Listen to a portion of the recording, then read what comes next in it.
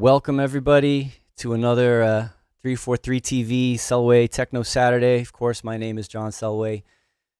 Here every week at 1 o'clock just to hang out with you guys and most of the time make music, talk about production, talk about synthesis and sound design, things that I'm into. All, of course, around techno and related genres.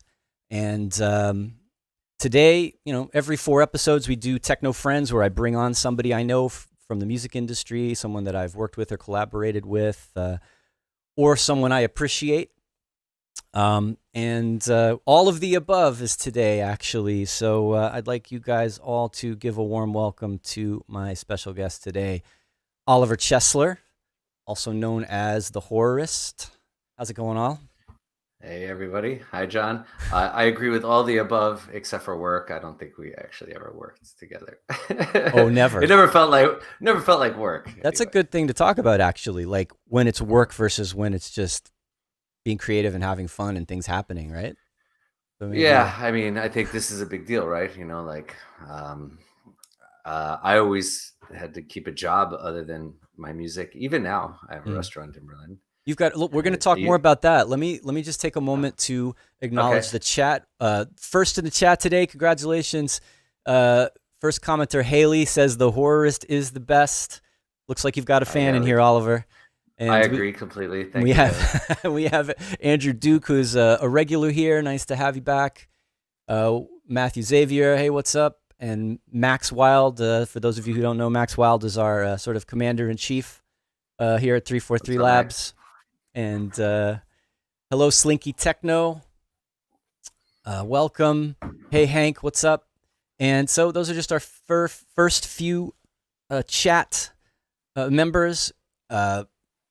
Also, I just want to say real quick, of course, that 343 Labs is a school. And, we're out here almost every day. Instructors and presenters from 343 are doing this series for 343 TV. And we're here just to share what we know, spread knowledge, grow our community, and let you guys know about what we're doing as a school. Right? We've got 343 Labs in New York, and we have 343 Labs in Berlin, and we have courses running all the time. So if you're interested in checking out what we're doing, of course you can check their links right here below in the YouTube stream, and also.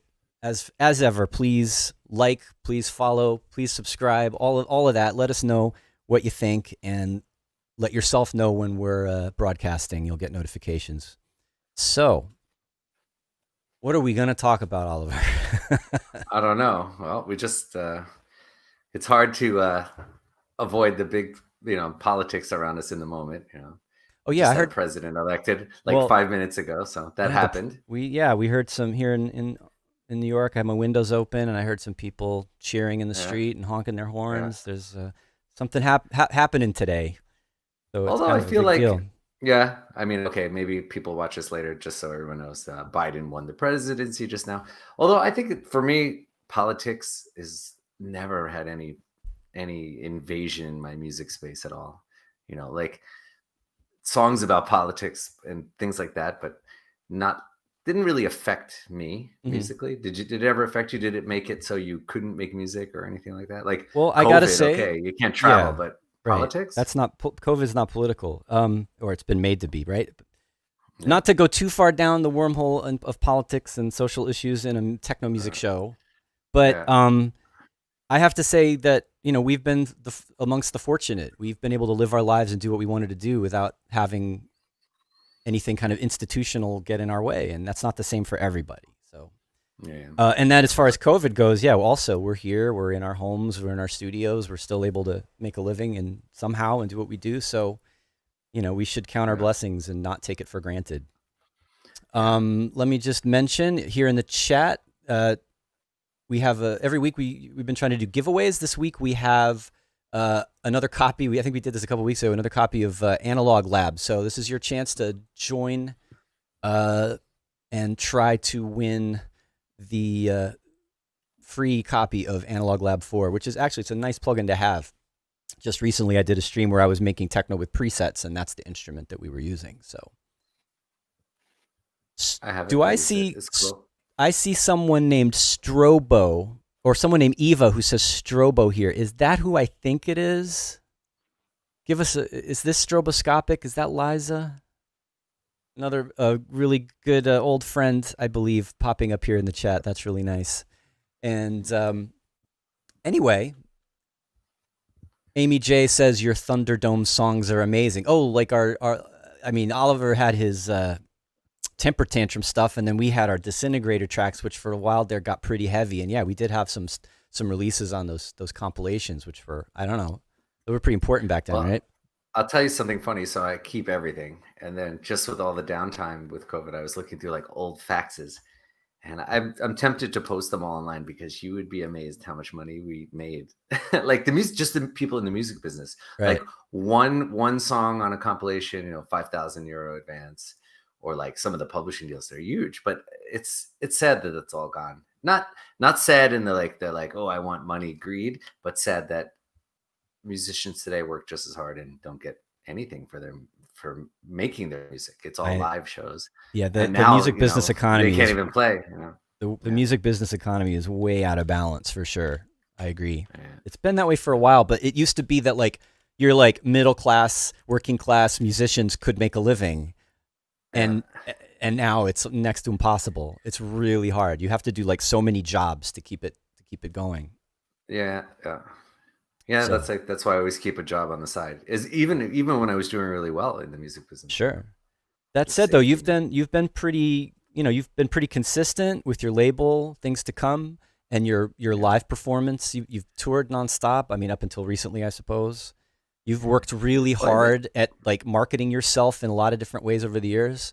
Well, I think it's a combination of just, I don't know, I got the music bug hard, so I always love to make music. So that's one thing that I like. You see, I'm in this room collecting stuff. I'm always making music, and then the part of promotion is just me having the need for everyone to love me all the time. So the two work together well. You are, I gotta say, the perfect recipe for a techno DJ. I think you've always been really honest about yourself and what you want out of life, and so that's also, I mean, that's a good strength to draw on, I would say.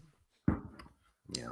So, I mean, it's changed over the years. I think now if I make music, I think it's therapeutic in a way. Like it's different. Like at the beginning, it was just like, well, at the very beginning, I wanted to sound like, Depeche Mode or Nitzareb or Forever 2, but we couldn't, right? Like now, when you learn about all this stuff, what it was actually taking to make that music, like, people in a real studio. And right. So techno was easy, at that time. And then that was just about like girls and, for whatever, I don't know. Well, you were saying earlier, like it didn't feel like work. Like when we were making music together, it was just having fun. Did you ever think techno would, like, if we knew what this was all going to turn into? I think we would have spent a little more time on the music, like just trying harder, which would have ruined it in a way. Like that's what I was getting at. Is that when we started working together, we didn't know what we were doing. We didn't have all the resources. We didn't have. I mean, we had some cool resources being at the university, right?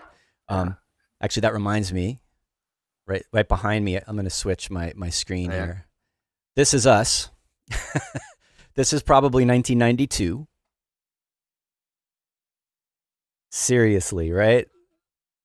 We were both at the State University of New York, Purchase College, and you what was your major at that time? You were studying not music. I would say probably studying political science could help you further your career more than being in music school. And we're this is in one of the practice rooms where the studios at the Purchase music department where I was enrolled to do music composition and audio engineering combined major. And right behind us is the coolest synth that I've ever touched. Probably is this Arturia? Not Arturia. My God. It's the ARP 2500. Arturia has a version of the 2600. Sorry, I'm like getting my plugins and my A's mixed up. But yeah, it's an ARP 2500. Did you ever get this thing working? Did you ever? Yeah. That photo in front of it was as far as I went, and it's regretful now. I mean, what a beautiful machine! But it was cool. never used it. We were going to this school, and we had these studios at our disposal, and they had all this gear that none of the other people were using, right? There were, it was mostly like, there was a lot of guitarists and jazz musicians and traditional composers. Flying around. Yeah, so that was very helpful, especially for me. Also, though, most of the stuff we worked on was at your studio when you were living at home, right? That was the funny thing about Purchase is I took two classes, like official music classes. One was songwriting, and then I made like this EBM industrial track, and like the whole class was just like staring at me like, what is this? Like, this is so stupid. And look who got the last word on that. And then I remember I took it was like a music production class, and the teacher said, bring in the best produced album you have. So everybody brought Steely Dan albums, and I brought Yaz Upstairs at Eric's. And again, everyone just looked at me like I was like an idiot. Like, but it is a great, like, now look, right? Everybody knows those Yaz albums are unbelievably produced.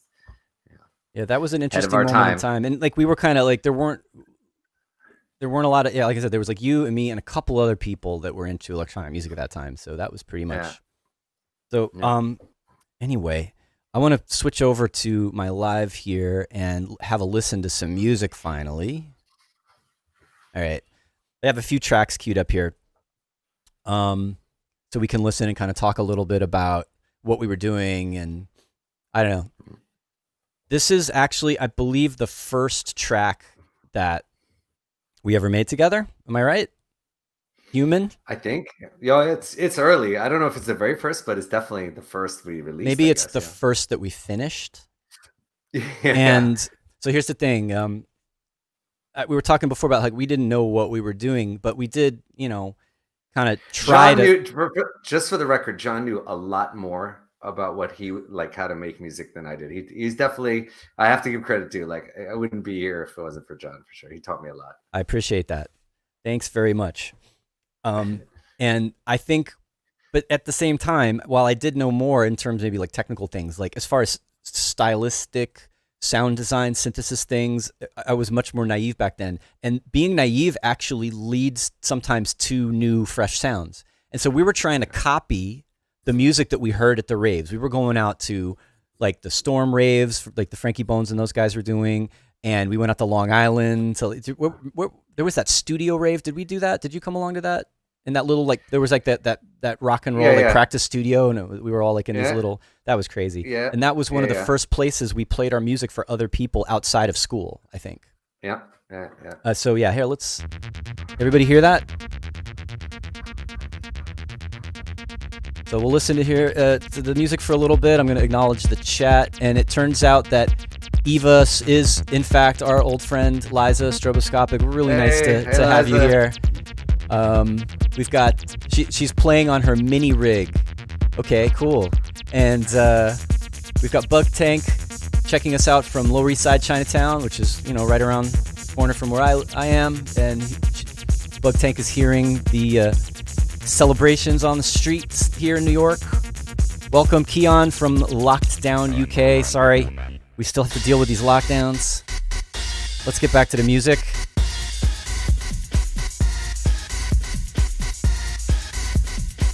So yeah, we're like, back then we were trying to emulate the music that we were hearing at the raves. Yeah, which by the way, at that time was not like that much music. There was like maybe 50 songs that existed total, and we were trying to copy those, and everyone was copying each other. Oh, sure. Yeah. But like, or when we would go to Future Shock at Limelight on Fridays, like.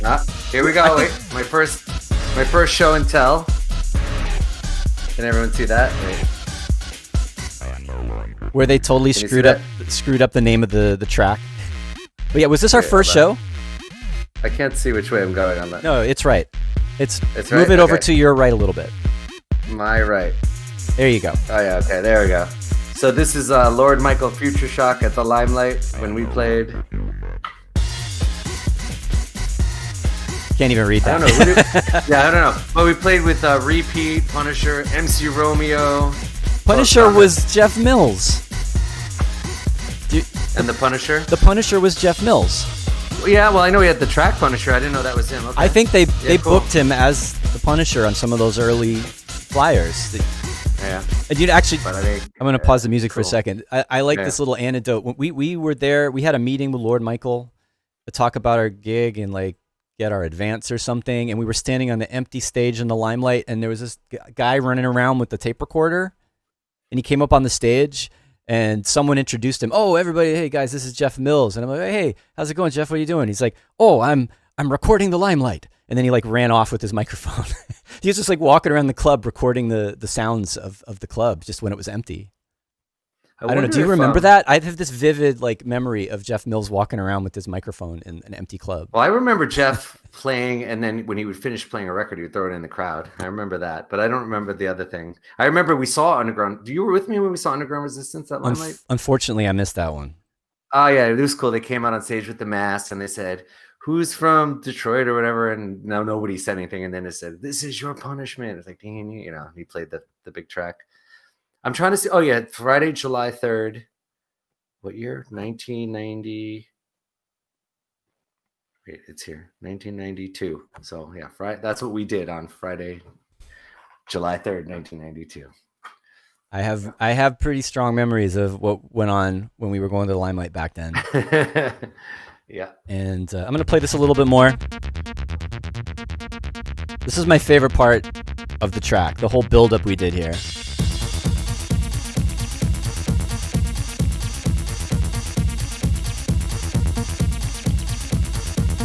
So I got to say, like, working up until this point, working with you, I didn't have access to like as much sampling power. Like, which sampler were we using? An S50, I think. I had two samplers. I had a Roland S50 and an Akai S950. Right. Yeah, we were using both. So yeah, we were using both. It's for my part of it, like the production level working with you in your studio was raised up a lot just by the fact that we had more powerful sampling. Yeah, I mean, I just recently bought a Roland S550, you know, the rack mount version. Yeah. Okay, it's really hard to use. Like you can't believe how difficult. But man, when you make a track with it, it's the same thing we're hearing now. I can do now again. Punch and all the samples, you know. Totally. Wait. So this part, everybody, take a listen to this real quick. This is ridiculous.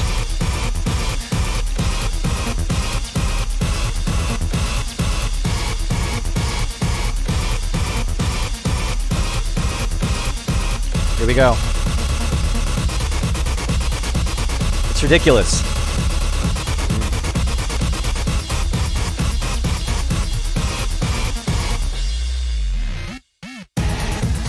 All right, that's enough.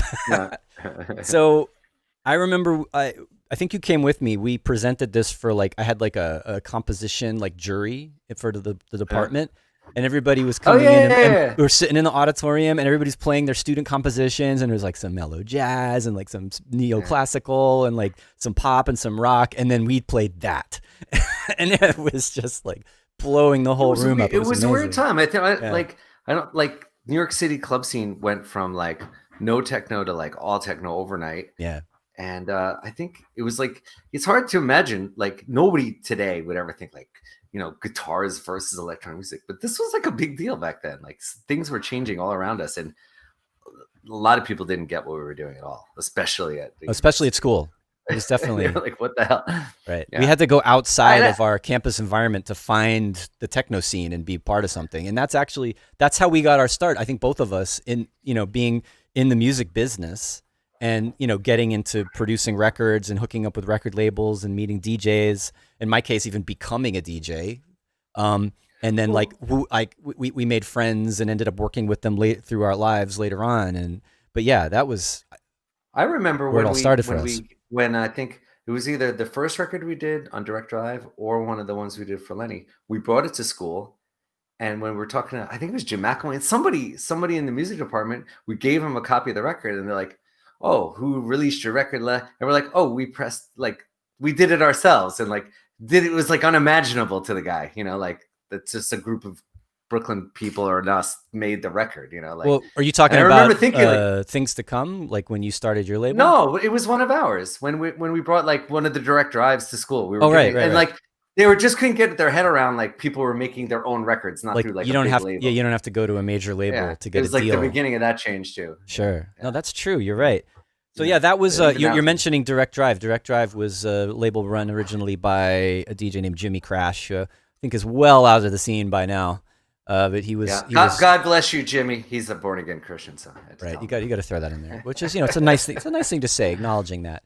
But yeah, he did direct drive. He was a pretty good DJ back then, and he wanted to get his thing going, and we were his first signing. But really, we were all kind of didn't know what we were doing at that point, so it was kind of like we're all doing it together from the beginning. Yeah. And then that led to working with Industrial Strength. Lenny D came to us here, heard our record for show and tell time. I don't know if it was this one or another Storm Rave, but that's where we met Lenny. So this one is July 1992. So these were like, where's my screen? Sorry. These are really famous events. So this was the one that Frankie, the story Frankie went to the UK, came back and started throwing all these exactly parties.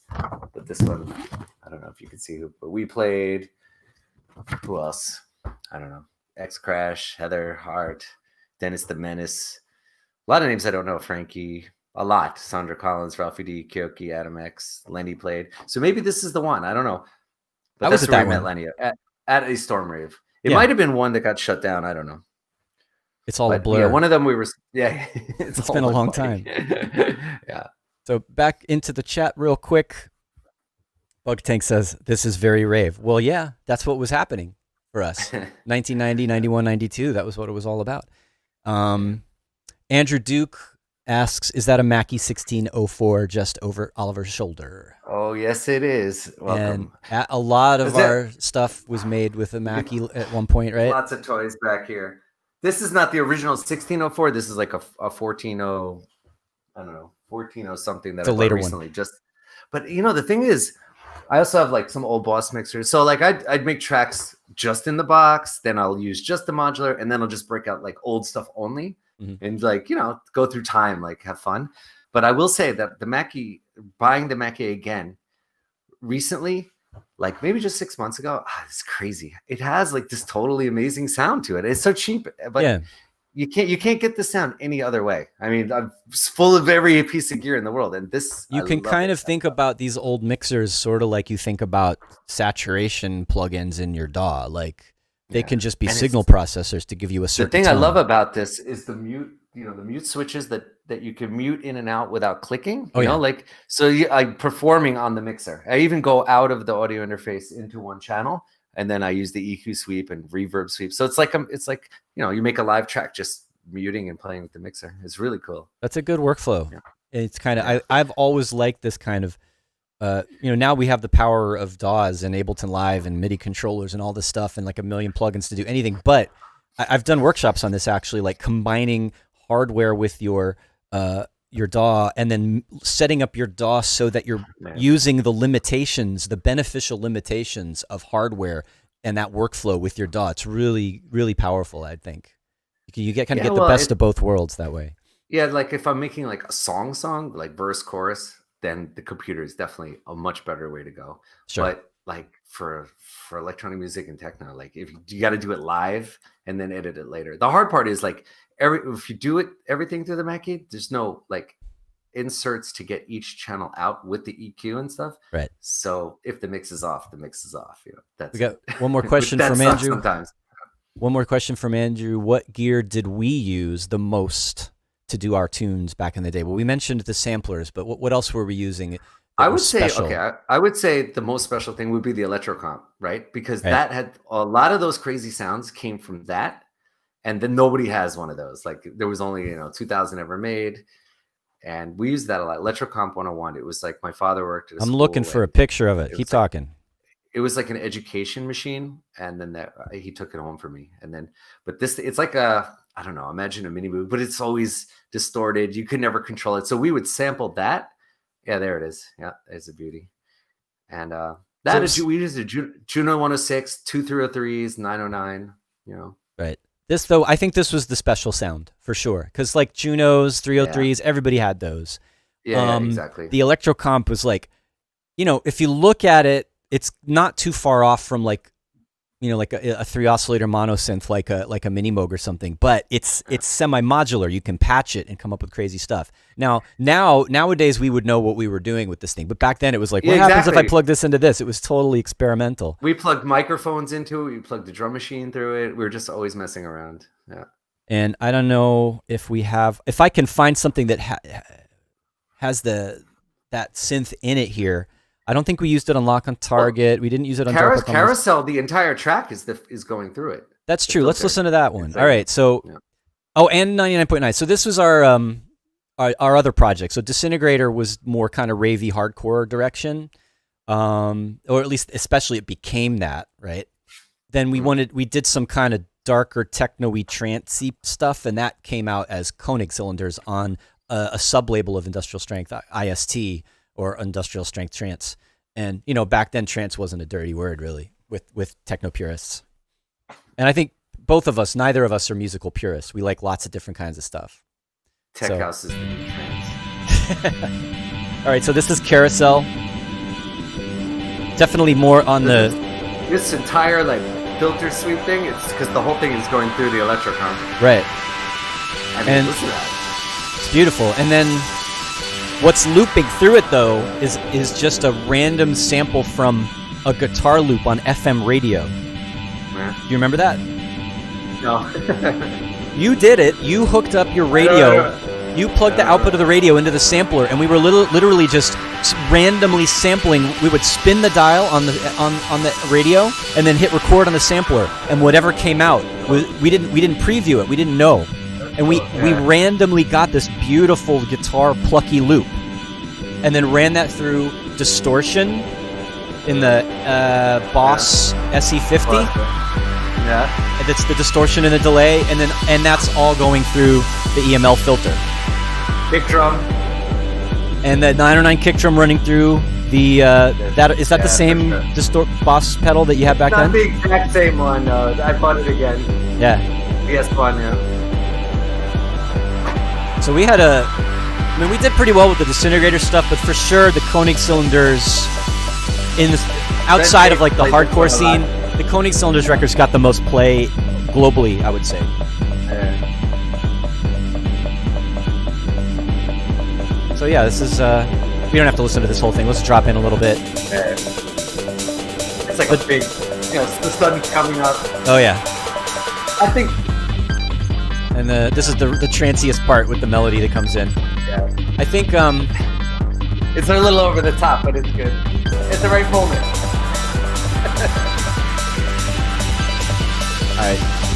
I think drum-wise, what we're using at this point.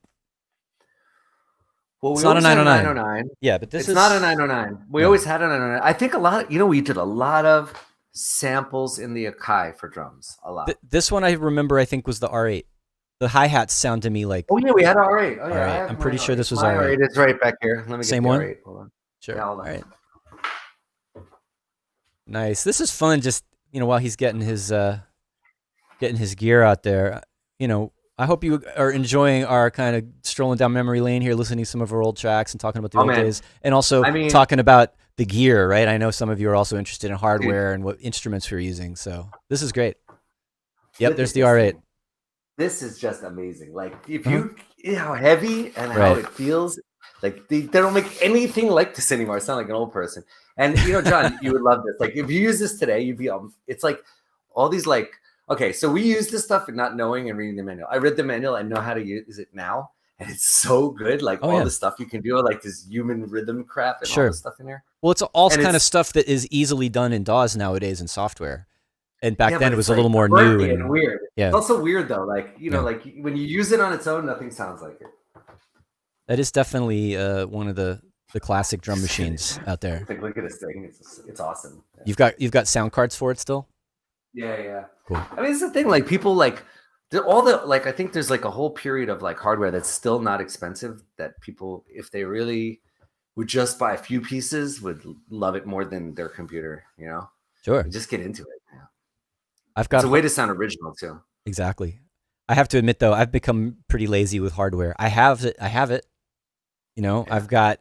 It does take an extra work. Right. Well, it's also a space issue. What little room I have for a studio setup nowadays is taken up by this New York City. my streaming teaching area that I'm in here, which is totally encroaching on my family's living room space. So I would love to have a whole big spread of gear in my own room. That'd be great. Yeah. And one day I hope to have that again. Yeah, I know. Well, it's amazing. You don't even. Yeah. It's nice. I mean, it's cool, but it's also I'm like, what I do now is like, you can't hook it all up, so I like have this little work area and just put a few things. And You use they're like my Patchbase? plugins. I have a patch, but I don't use it. Okay. So you just whenever that's like having everything. Yeah, I just pick a few things and put it over here, and then pretend like that's my studio for the day. I think that's a pretty good way to work, because it doesn't make sense to, if you have a lot of gear and you only use some of it, it doesn't make sense to have everything all like crazy hooked up with cables everywhere. I did for a long time, but then it's just like too many options, you know? Right. So that, limitations again, is super important. You know? Yeah, that totally goes with what I was saying earlier, that setting up a situation where you have limitations that you can be creative within without having anything get in your way. Yeah, the problem is if you're only using hardware, you should limit yourself, but then if you only have like 3 things, you get so sick of it. So I'm like living this glamorous, but I've been doing this and collecting this for like 35 years, so I have the option to do this. But for most people, just having 3 drum machines or 1 synth would drive you nuts. Possibly. Yeah, or maybe not. So we have we have a request, Enigmatic Onion. Let's hear the most recent track you both collaborated on at some point. Actually, we were just talking about that earlier. We did. I forgot to drop it into the Ableton session, so that we're gonna have to keep talking while I look for it. But we were approached to do a remix of a very famous track. Right? By it was on Rising High. Yeah. Do you remember? Me? The name of it? No. Sorry. I can find it if you want. All right. You look. Hardcore, you know the score. Oh, yeah. Right. So somewhere on my hard drive here, I have. Okay, you look at that. I'll take you down memory lane. One last flyer. Okay, this one called Future. This was crazy. So this was a rave. Let's see what year, if I can see on the back. I don't know. Also early 90s. And it was in Washington, D.C. and 5,000 kids showed up. So you knew something was happening because it wasn't just New York. But we played with, let's see, on the back, reading the back, Moby, Apotheosis, Joey Beltram, Frankie Bones, Mr. Clean. Oh, yeah, it's nuts. And the funny thing also about the flyer, you can see, I don't know if this might be news to kids, if you ever come across old flyers and there's a name on the flyer, someone wrote it. So like this girl handed this flyer out, and then when somebody came and used the flyer to get like in cheap, she got like a dollar or 50 cents or something. So there's your little thing. $2 beer and wine, $3 shooters. June 27th at Wilmer's Park, Brandywine, Maryland. I don't know. That rave was nuts. That was historic. People don't know. Enlighten your senses on the DC's first and only smart bar. I remember those smart bars. I wonder where all these people are now. Scott Henry played. Okay, now that name. All right, so I'm digging up the track here. Whoa, that is not correct. There we go. Sorry, one of your tracks was playing. I'm like, wait a minute. So yeah, this is our remix of Hardcore, You Know the Score, which was this is a real UK rave classic, produced by Casper Pounds. We did a weird pitch bend on this sample, didn't we? That's cool.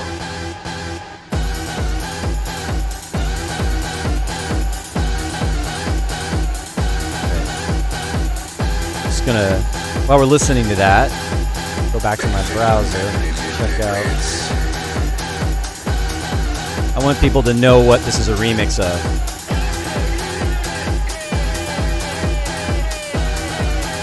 The Hypnotist.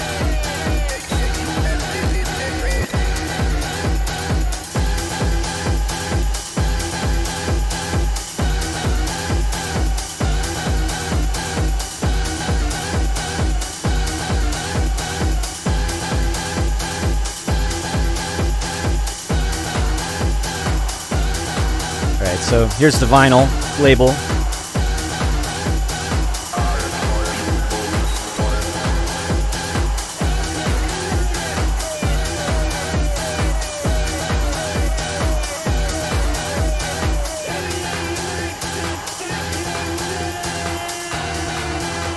So yeah, I mean, this is making me think about sort of the difference between where we were stylistically and what our technical capabilities were back then versus now, and how it all kind of, how different it sounds or not. This is the best part though, right?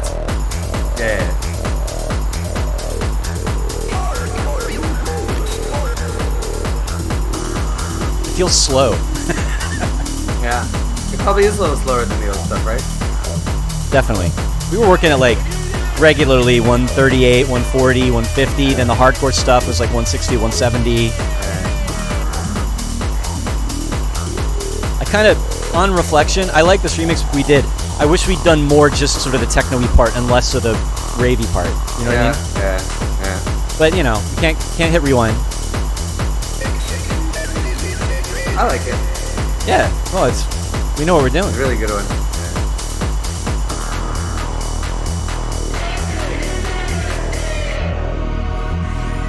All right. So anyway, how do we do this?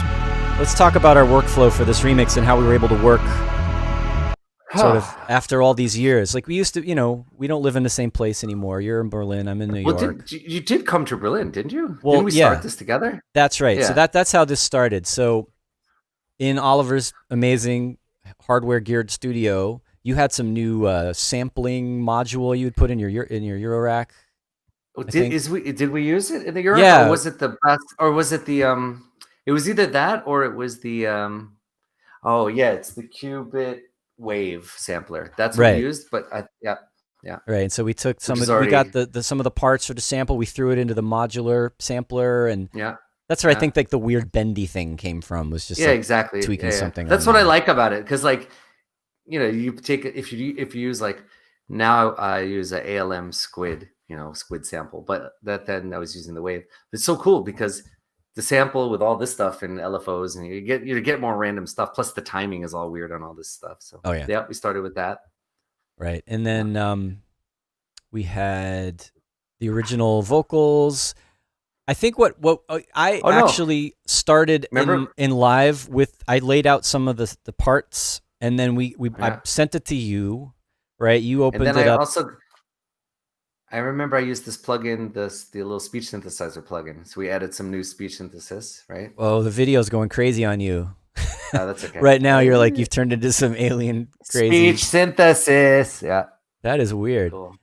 I have to say, I was a little worried this would happen because we were getting some, like, the video was kind of going in and out before. Yeah. So we're just going to have to listen to you and talk to the blob, and hopefully it'll work itself out. I look better like this anyway. It's cool. That's right. It's beautiful. It's like artwork. So hold on, my door is answering too. I'm doing an interview. This is the part of the show where we get interrupted. Kind of. So actually, let's. Oh, he's back. So actually, since we're pausing anyway, sort of, let's take a moment again to remind everyone this is Selway Techno Saturdays, 343 TV, presented by myself for 343 Labs. 343 Labs is a school based in New York and Berlin. We have in-person and online classes in a lot of different subjects: music production in Ableton Live, Logic, synthesis and sound design for producers, which is a course that I run. We do music theory, songwriting, mixing, mastering, lots of different subjects to help you get started getting into and improving your skills, your musical skills. So, we do 343 TV almost every day, right around 1 p.m.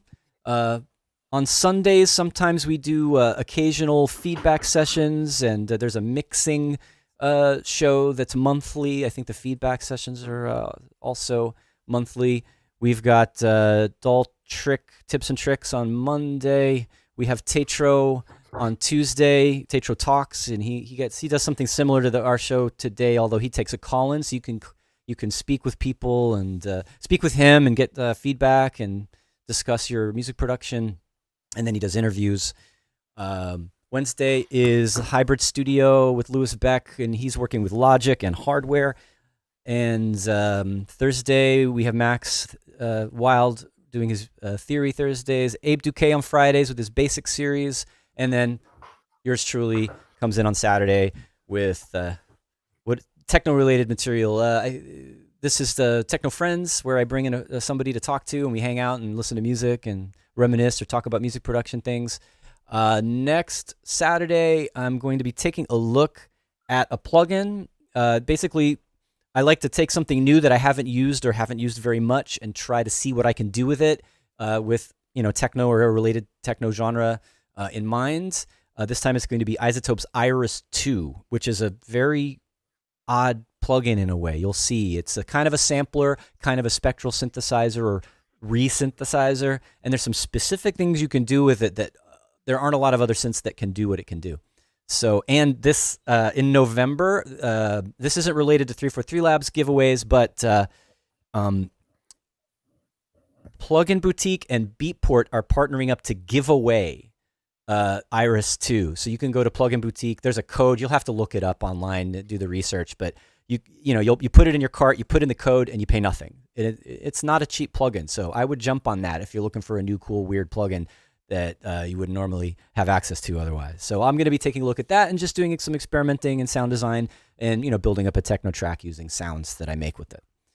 So that's what's happening next time. And let's check in with the chat real quick. Andrew Duke, my setup back in the day was Emax 2 Turbo. Did you ever have any emulator samplers, Oliver? No, but I was always jealous. They had great filters, and everyone that had one was getting good results from them. I had an E3 XS for a while, and the filters they're did so sound big. amazing. I would love to get one, like the Depeche Mode ones. I actually have a disc for one with Depeche Mode sounds on it, but I want one, but they're really big. This is the problem. He also meant he had a 106 or 606. We had those. MMT8, which you've got one, right? I've got one. I haven't used it. I need to break it out. There it is. My HR16 drum machine right now. Yeah, it's such a great sequencer. Did you ever try the Squirt Pyramid? It's a newer. No, you've heard about it. No, I saw that it has similar things about it. Right, and I tried it out. It was a little bit too. It was like I want less. I want a more simple.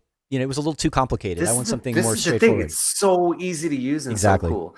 There's a few things that drive me crazy, but most the core of songwriting with it is so good. I'll owe him forever. Luckily they made a lot of them. Our old friend Liza, who's in the chat under the name Eva, says, "I first saw you guys in Poughkeepsie, New York. I thought you were scary." I'm assuming musically, because we did when we played. If we can't mention it, we should mention a shout out to our friend Bill Kramer. Otherwise, he'll kill us, right? Oh, absolutely. Bill went to school with us, and he was one of the troupe that took us out to these early raves too. So absolutely, he's actually making a Techno documentary now. So really cool. I can't wait to hear or see that. Yeah. Let's see what else have we got going on in the chat. Andrew Duke, great remix, gents. Rest in peace, Casper Pound. Yes, unfortunately, Casper left us a long time ago, but his legacy, musically, was really strong with his own productions and his label Rising High, which was it's a legendary techno label from back then. And so I have to say, it was kind of an honor to get to remix one of his best tracks. So that was a really good opportunity. And Keon asks, can we have some more hardware MIDI setup tutorials from Abe? Well, I'll ask him for you. I think, that's definitely something he's into. He's got a nice little You can never have enough hardware MIDI setup tutorials. I know. There's always a problem somewhere to be fixed, right? It's just endless. Here, I'll give you guys. Here's a tip for the guy. Get one of these. Oh, that thing's great. Okay. Yeah. I've seen that before. It's the Zillion. The Zillion. Yeah. So what this does, it's just MIDI, right? You hook some stuff up to it. Then it does all this stuff you'll never understand, and it's amazing. There you go. There's your tip. No, that's good.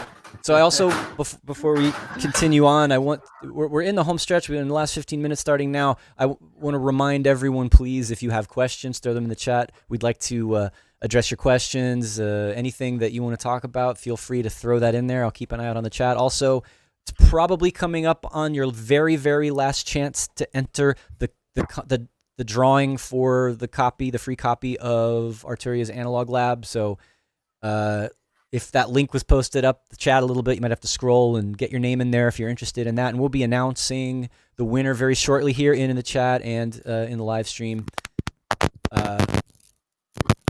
What is that noise? We're getting some noise from you, Oliver. Oh, sorry. Hey, that's my hand's okay. on the mic. You've got like electricity running through your fingertips. You're like the evil emperor. Yeah. So, all right, let's listen to some more music real quick. And all right, so we listened to our first Disintegrator track. We listened to a little bit of Carousel, which was our Koenig cylinders. We listened to our recent remix of Hardcore You Know the Score. Let's talk a little bit and listen to a little bit of your stuff. And you can tell everybody, you know, maybe some people in here are fans already, but also there may be some people here watching the stream who are unfamiliar with your artist persona. So I'm going to switch back over and let's have a listen to a track called, should we do modern or programmed first? Do programmed. All right, let's check out programmed. And this is under Oliver's nom de plume, the Horrorist. So this song I did totally with the modular and the 808 drum machines, that's it. And it's a song about how we're a computer simulation. This was on my last album. And a lot of delay, you know, going over the bass lines.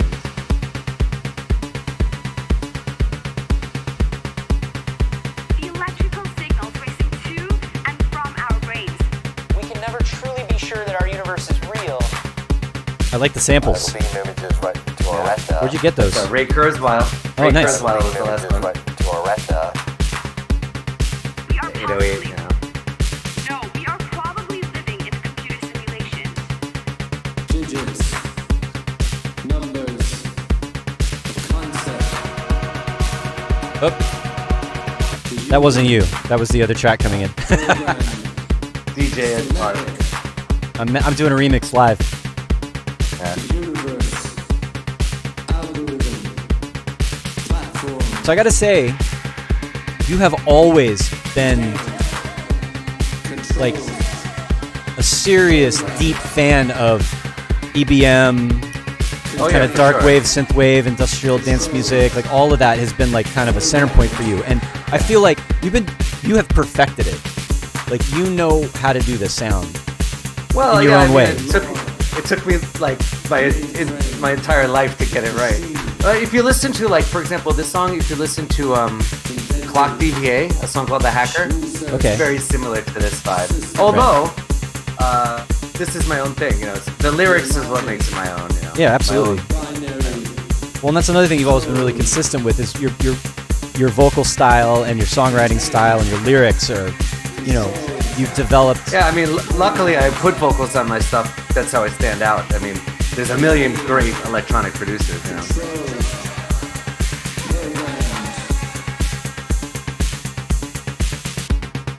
We enter a virtual reality environment from within the nervous system. I like this. Fantastic imaginary environments. The kick has a really nice, rich thump. How did you process it? It's a real 808, and I just put the decay down and a little reverb, like, you know. But mix-wise, it's not straight out of the. You're using some processing. It's going through what is it? My Elisa's Espresso 500. Elisa's Espresso. Espresso? Yeah, Expressor. It's called 500. Yeah. It's an API. Oh, okay. I'm not familiar with it, but I think that's what's doing. What I'm hearing in that kick is what that compressor is doing. Yeah. It's also going through one of the old mixers. I think it's going through the Boss PX800. Not this one, the other one. And then, all right, so the 808 snare has kind of a sizzle. Yeah, and this is because it's broken. That's awesome. And this is the thing. And I like it, and I want to fix it, but then again, listen, it sounds cool. So, I don't know. I'm like torn, but the capacitor definitely fucked up on it. Oh, sorry. Excuse my French. That's all right. You know, I think we marked this video on YouTube as not for kids, so we won't get taken down. Just one F word, yeah. That's fine. But yeah. But yeah, it's definitely broken. Other than that, the 808's perfect, and it's like, I don't know, I kind of like it. So I have a Eurorack snare that I can use if I want a really clean one that sounds more like a real 808, and then I have this one that's nice. To accept that everything we do is analogous to Might as well listen through to the end since we're almost there. So, we got the That's samples what I coming love, back in. sure. So,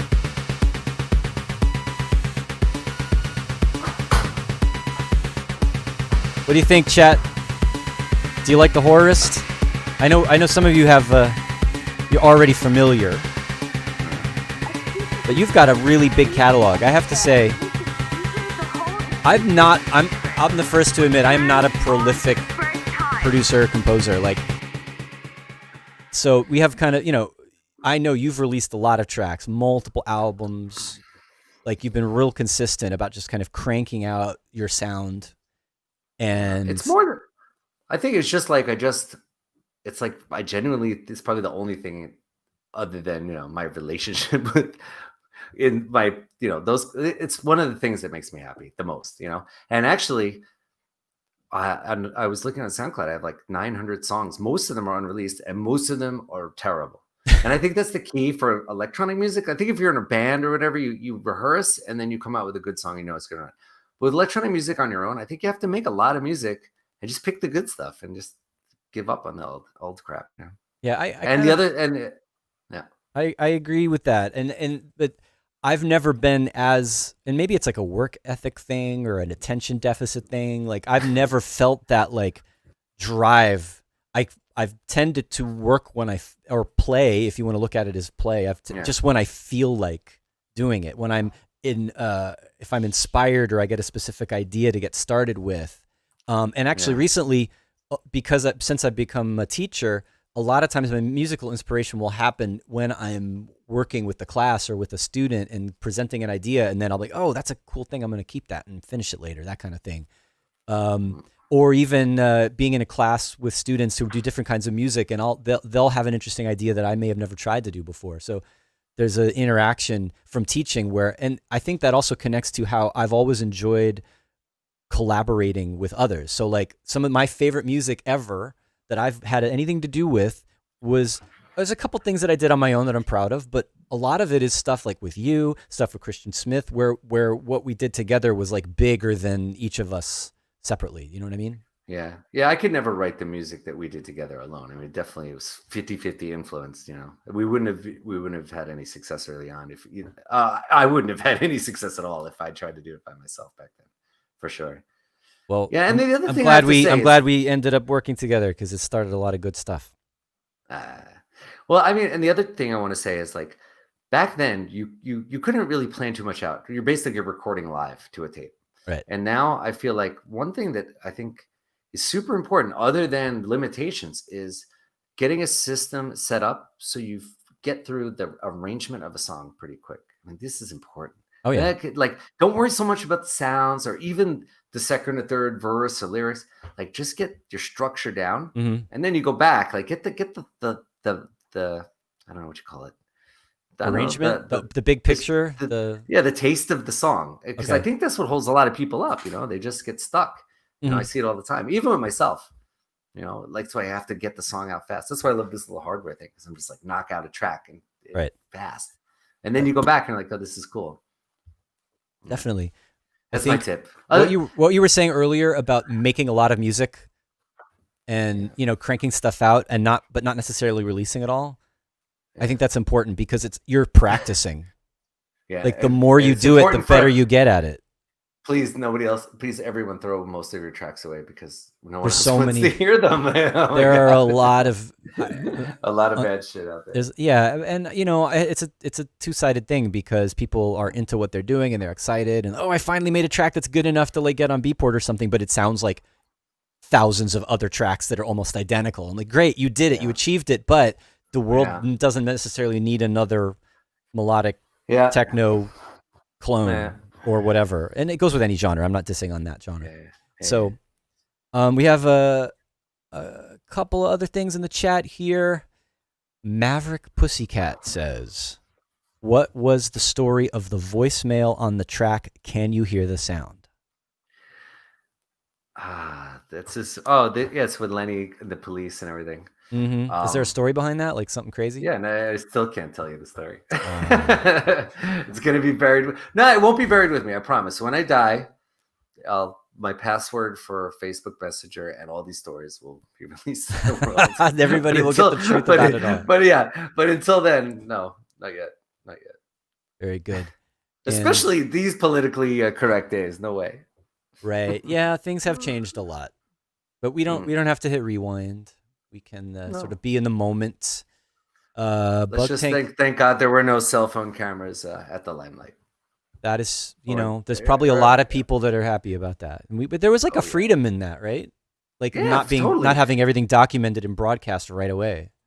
Yeah. It was, and that's why like clubs like Berghain say no cameras and that kind of thing. Yeah. Bug Tank has a question for you. I would love to hear more about the workflow setup Horrorist mentioned. Well, we don't have a lot of time to go over all of that now, but maybe sometime in the future we could do this again and we could get a little more technical. Because so sometimes I have guests on the other. It's not, the other shows are not limited to just me. So I will occasionally bring in someone to look at a specific, type of genre or hardware or workflow. So maybe you can come back and join us if you like, and we could do that and make some music online in front of everybody. Yeah, and it looks like we have announced our giveaway winner for the Arturia Analog 4 VST. Congratulations, Tyra White. You have got yourself a free copy of a really nice, good-sounding, versatile plugin. So, yes, congratulations again. Which one did she win? It's the Analog. Oh, it's good. Yeah, right. I have that. Yeah, really good. It's basically it's like a preset player. Although I found recently I have the whole Arturia V collection, and this plugin will lets you. It's kind of like the Contact complete player thing, where you can like load up. You can browse all of the presets and that you have in all of the plugins that are compatible. Yeah. So that's what this Analog Lab does. That you can like if you have all the V collection and you have pigments and all the Arturia instruments, it lets you see all of the instruments and browse all their sounds at once. And you can, if you own the plugin separately, you can go into the interface and edit and change the sound. So it's pretty cool, actually. I'm starting to use it more. It's just instead of loading up each individual plugin, I'll open up the Analog Lab first, and then I can still go and do sound design and synthesis with the details of each plugin. Also, the Iris plugin that you mentioned that you're going to do your show on, I want to watch what you do because I have it and it's cool, but it's weird though, right? I haven't got into it yet, but I'm going to watch what you do. Well, I'll tell you, like, it's basically a sampler. Just thinking ahead a little bit. So it's a sampler that lets you then go in and edit and modify specific frequency ranges of the sound. So have you ever used the Isotope RX? It's like a noise reduction editor, audio editor. Yeah, well, it lets you go in. What it is. It lets you go in and do specific spectral processing for, let's say, like noise removal or things like that. Yeah. It lets you apply those audio restoration and techniques to a sample in a synthesizer. And then after that, you're doing subtractive synthesis. You're using filters and LFO and envelope. So it looks super weird and complicated at first, but actually it's not so crazy. So, but it does really easily do some weird, crazy noises, which is what we're going to do basically, because we're going to make weird noises to make techno with. Yeah. And going back to the chat one more time before we say goodbye. Andrew Duke says the new Horrorist tune is great. Good to see you guys together. You all need to do some music as a duo again. We've talked about it back and forth. We did the remix recently. Maybe it's time we finally, maybe we'll do an anniversary release, since we're old guys now. And we need to be in the same room. That's the problem for me and John. It really works when we're together. I am testing out some new like low latency audio collaboration technology. I mean, this is almost, the audio here is just pretty decent. So it could even be done through this platform. Bug Tank says, like getting set up so you can arrangement quick. Yes, Bug Tank, I promise we're going to come back and look at that hardware workflow at one of these points in the future. So it is time to sign off. Thanks again, Oliver. Really appreciate you joining us today. It's been fun. Bye, everyone. Listening to our old tracks. Glad to have you, and hopefully we'll have you back again. This is Selway Techno Saturdays. Thanks to all that have joined the chat. Congratulations again to our winner, Tyra White, who got the Arturia Analog Lab. And come back on Monday. We have, we don't have a show tomorrow, but I believe we have dolltr on Monday. And I've just realized that I didn't update my end screen, so apologies for that. I'll try to fix that as we go out at the end of the stream here. So thanks again, everyone, and I'll see you next week.